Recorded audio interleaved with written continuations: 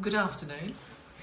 I wanted to talk to you today about something that's bothering quite a lot of people, mostly in the aviation industry at this moment. We're receiving so many queries from pilots and cabin crew, and so I really wanted to cover this a little bit more in depth, and that is what happens in a time of economic crisis when people have taken out credit in the UAE and suddenly found themselves without employment.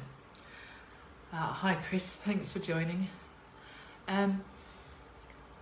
Essentially, the aviation industry is targeted by UAE banks in particular simply because they're in the UAE, they're frequently travelling, they're on high incomes quite often, especially if they're airline captains, and they're more likely to be the type of people who are going to invest overseas, and that could be for a mortgage, or they might stay long term as expats in the country and they might need some money to start setting up their lives, and they have reputable employers such as Emirates Airlines and Lufthansa, and they're going to probably be in those positions for a long time, so they're a good bet for the banks.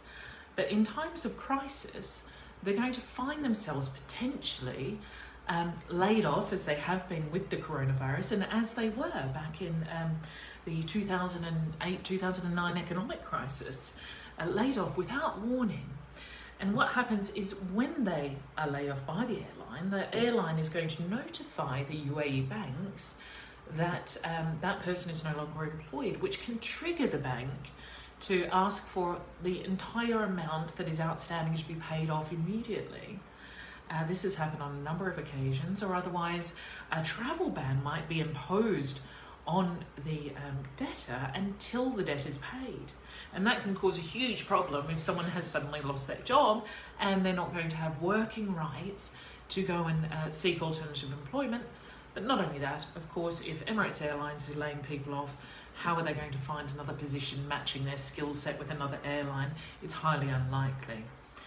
So what we've seen over the past 2 months probably is an increase in panicked aviation staff, aviation crew.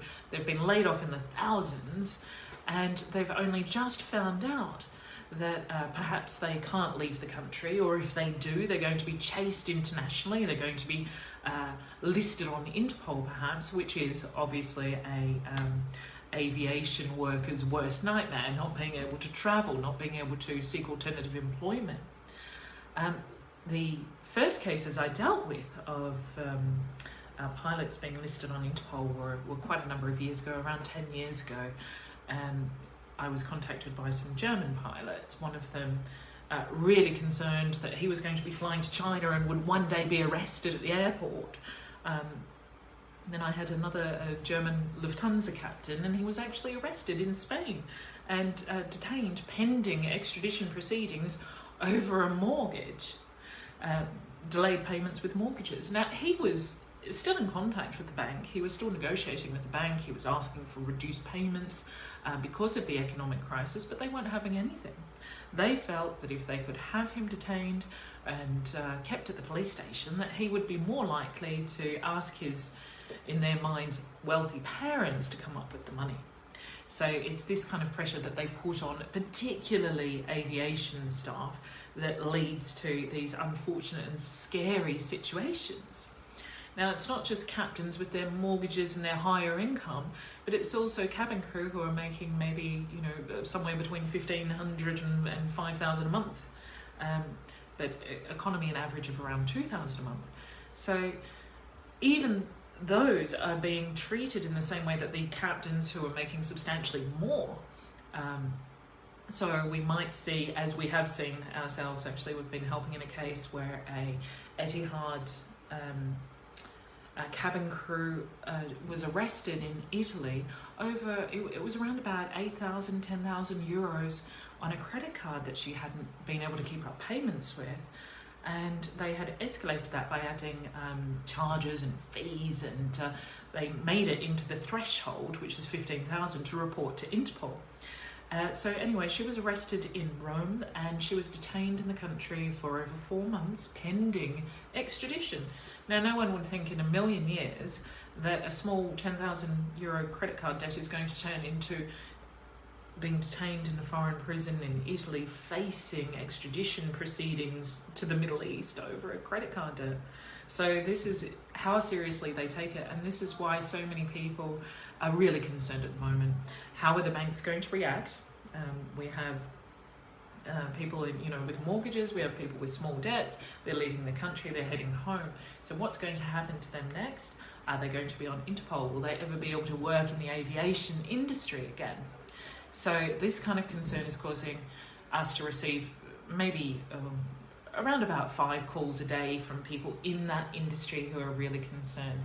So what I would say is get in touch with us. We'll help you with your situation, obviously. But the most important thing is to get out of the country so that you can't be jailed within the UAE, where you would have no chance of ever resolving the matter. Aviation workers are heavily targeted by banks for promotion, for trying to bring them in as customers, but they're also the first people that the banks go after in times of economic crisis. They feel that they're the ones who are most likely to have supportive parents, or that they're going to have money overseas perhaps, or the ability to find employment elsewhere, because they're highly mobile and they're not dependent on the UAE in particular for their work. So there is that impression that they're going to have a lot of money, or that they've saved a lot over the time, which is sort of inconsistent with also having debt in the UAE.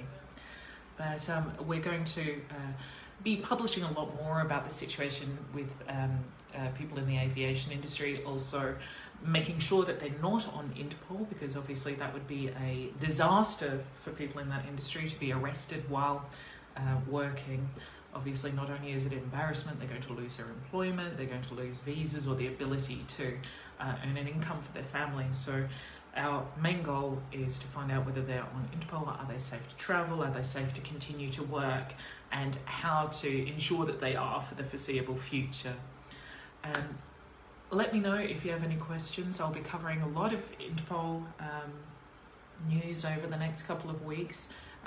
In detail, a lot of detail that's just not published. So I think we really need to make this organisation more transparent by talking about it. Thanks for joining, and I'll brief you again soon.